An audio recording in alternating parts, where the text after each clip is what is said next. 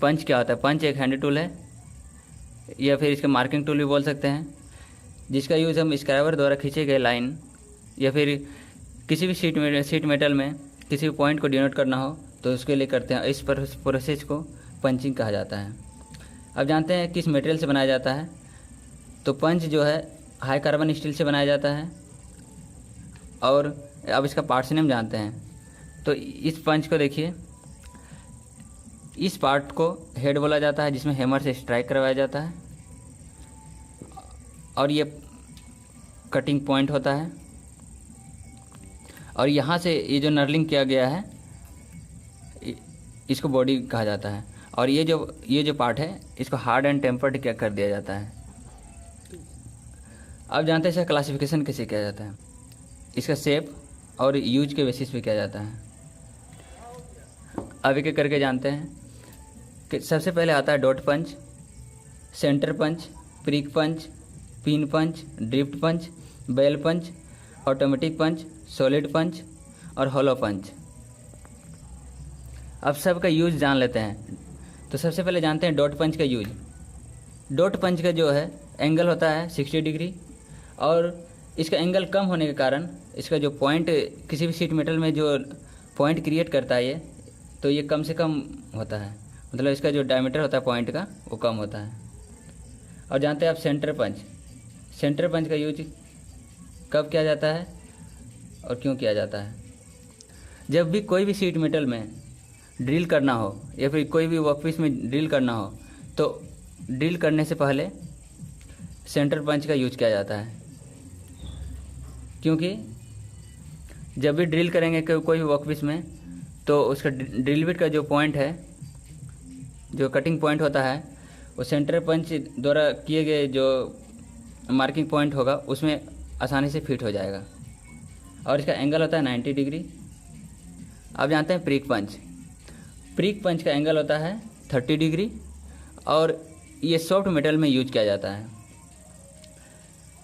और डिवाइडर जो होता है, जैसे डिवाइडर को यूज करने के लिए 2 पॉइंट का रिक्वायरमेंट होता है, उस पॉइंट को बेसिकली इसी से क्रिएट किया जाता है। क्योंकि एंगल कम होने के कारण पॉइंट ज़्यादा डीप नहीं होता है और मार्कर स्क्राइबर का यूज सही से कर सकते हैं। अब जानते हैं पिन पंच का यूज। इसका यूज जो है कोई भी शीट मेटल में ये फंसा हुआ पिन हो या फिर टेपर पिन हो उसको निकालने के लिए किया जाता है। इसका इंड में, जैसे ये इंड है ना इस पंच का, ये इंड में क्या होता है, ये जो शार्प है ये शार्प नहीं होता है, ये जो शार्प है शार्प नहीं होता है और इसमें एक सिलेंडर लगा हुआ रहता है जिसकी वजह से निकाल लिया जाता है उससे। अब जानते हैं ड्रिफ्ट पंच का यूज। ड्रिफ्ट पंच का यूज फिनिशिंग वर्क के लिए करते हैं और इसका जो पॉइंट होता है शार्प ना होकर फ्लैट होता है।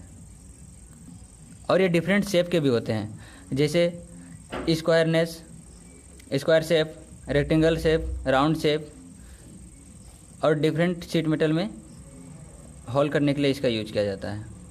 अब जानते हैं इसका बेल पंच। बेल पंच का यूज कैसे किया जाता है। इस पंच का शेप बेल शेप का होता है। इसका मिडिल में एक पंच लगा हुआ होता है जिसका यूज़ सिलेंडर वर्कपीस में पंच करने के लिए करते हैं। इसमें स्प्रिंग लगा होता है। जब किसी सिलेंडर वर्कपीस का सेंटर फाइंड करना होता है तो पंच को जॉब का परपेंडिकुलर सेट किया जाता है और उसके बाद हैमर से स्ट्राइक करवाया जाता है, जिससे मार्क क्रिएट हो जाता है। अब जानते हैं ऑटोमेटिक पंच का। ऑटोमेटिक पंच क्या होता है, इसका यूज कैसे किया जाता है। तो यह जो पंच है इसका बॉडी होलो होता है, मतलब खोखली बेलनाकार है, यह सिलेंडर होता है जिसका ऊपर नर्लिंग किया हुआ रहता है और इसका ऊपर एक स्प्रिंग कैप रहता है और इसमें भी नर्लिंग किया जाता है। इस कैप को नीचे दबाने पर स्प्रिंग जो है वो हैमरिंग एक्शन को रिलीज करता है, जो पंच के निचले पॉइंट को सेंटर क्रिएट करने के लिए प्रोवाइड करता है या फिर आघात करता है। कैप को ऊपर की ओर घुमाने पर मार्क जो भी पॉइंट क्रिएट होगा वो डीप होता है और नीचे की ओर घुमाने पर लाइट होता है।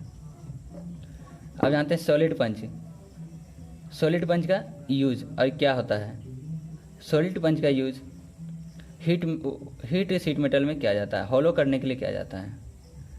इसमें इसका यूज़ करने के लिए शीट मेटल के नीचे एक डाई का यूज किया जाता है। अब मिलते हैं नेक्स्ट वीडियो में।